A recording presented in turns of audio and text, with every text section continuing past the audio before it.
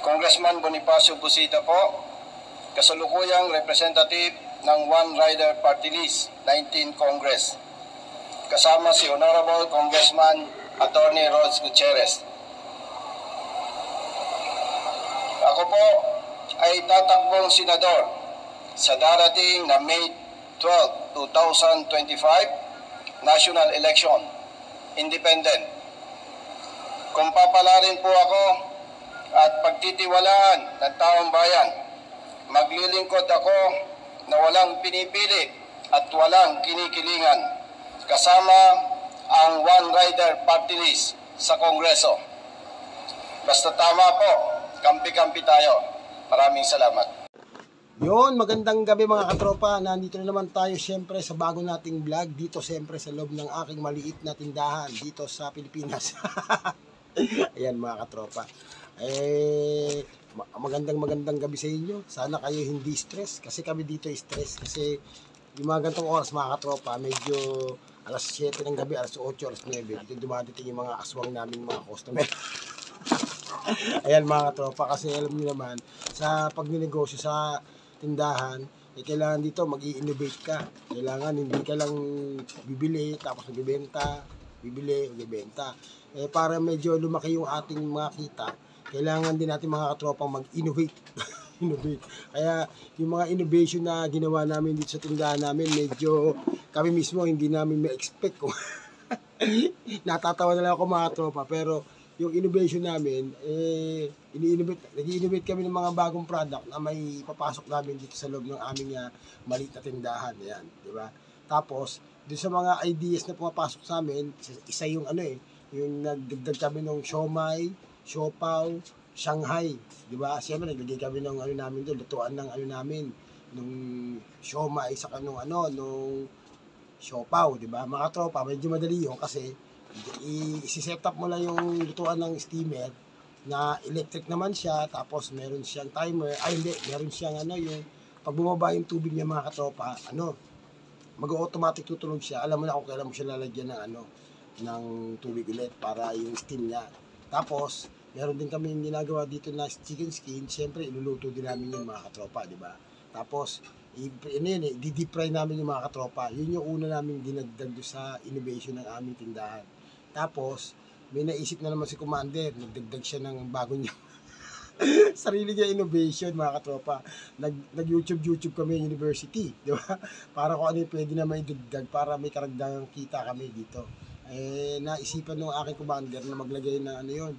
Tawag dito, hindi naman milk tea mga katropa, yung lang yun parang shake lang mga katropa. Bumili kami ng ingredients, tapos bumili kami ng machine na electric din na parang pang crush ng ice.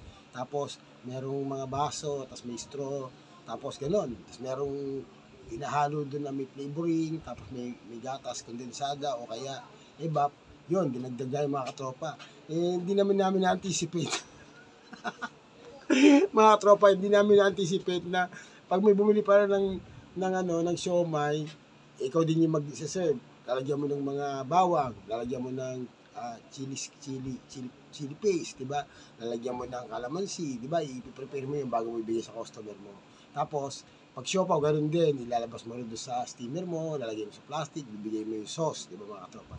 Ibig sabihin, it entails a lot of job doon sa mga ginagawa namin. Tapos bukod pa doon sa chicken skin mga katropa, i-ano mo yun i-deep fry mo siya, tapos inapak namin na isa-isang basong ganun para malaman namin kung ilan yung nagawa namin, tapos kung ilan yung posibleng kikitain namin sa kada isang kilo na niluluto namin, diba? Yan.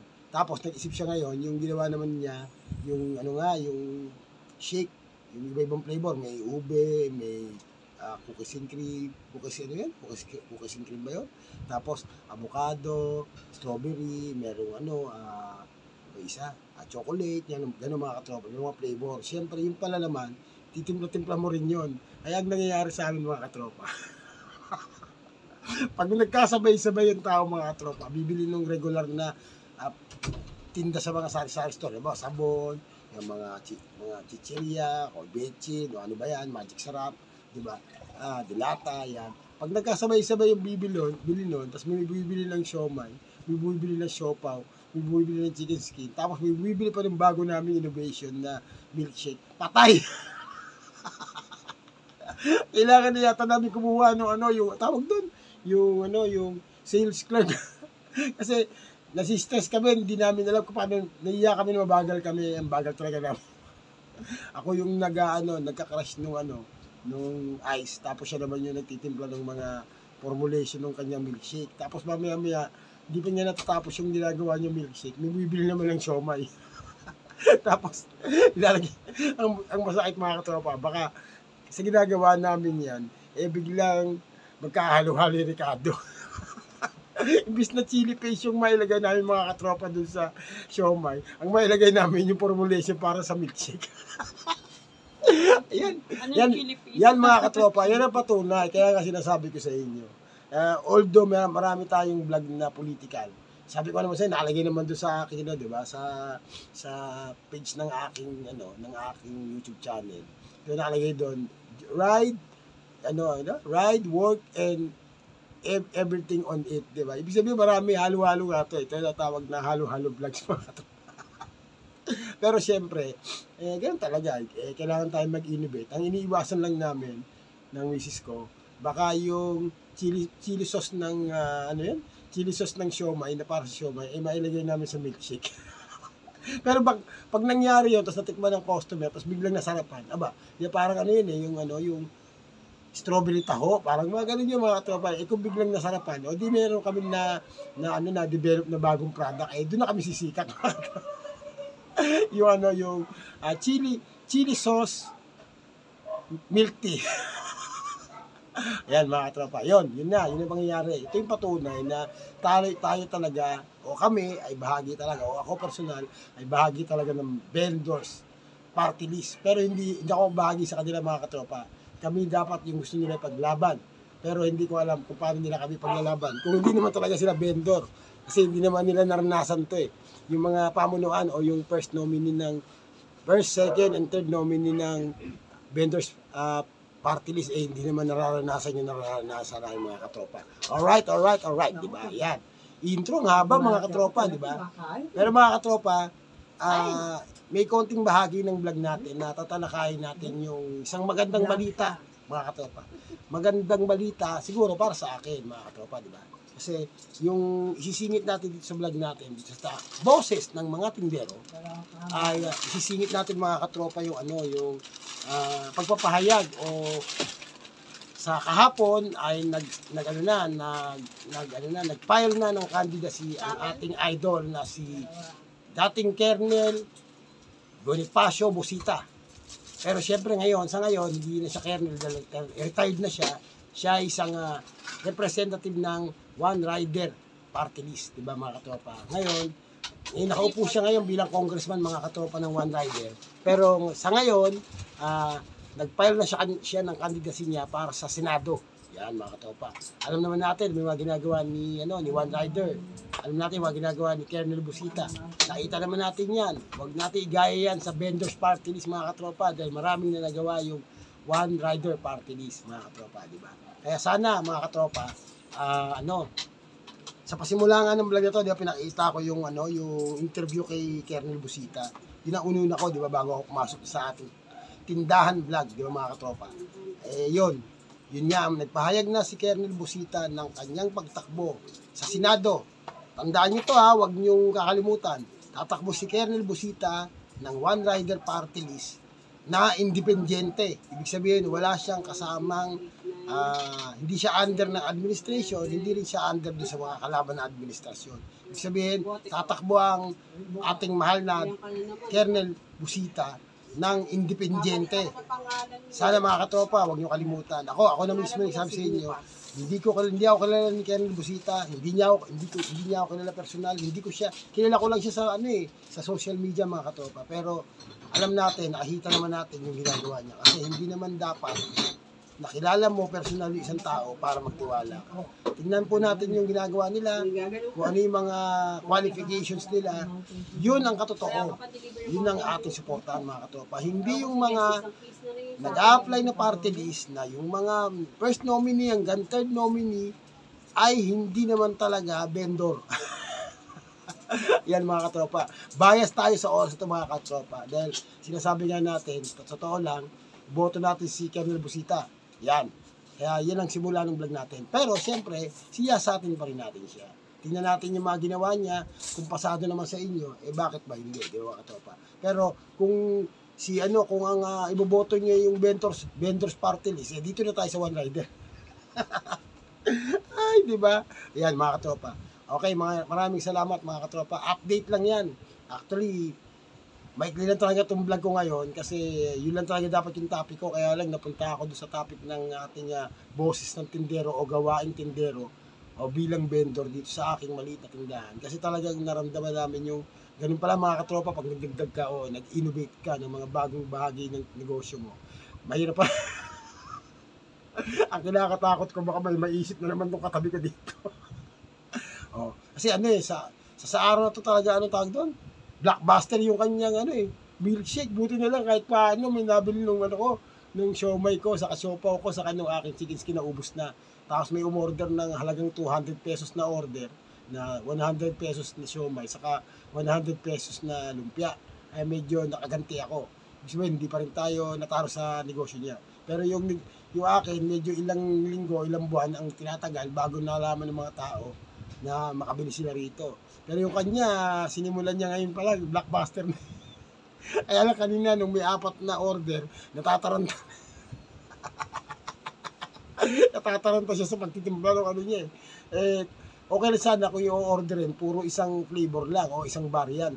Halimbawa, puro cookies and cream lang. Di okay lang kasi magtitimpla ka ng para sa 4 na baso, di ba?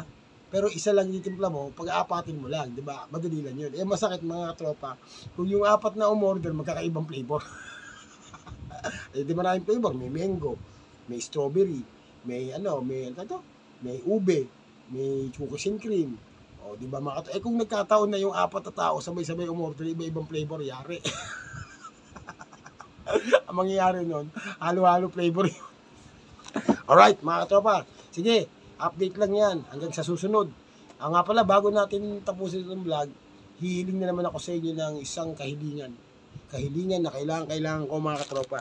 Sana naman kung natutuwa kayo sa mga pinagsasabi ko dito at yung mga ngiti-ngiti ko dito, hindi naman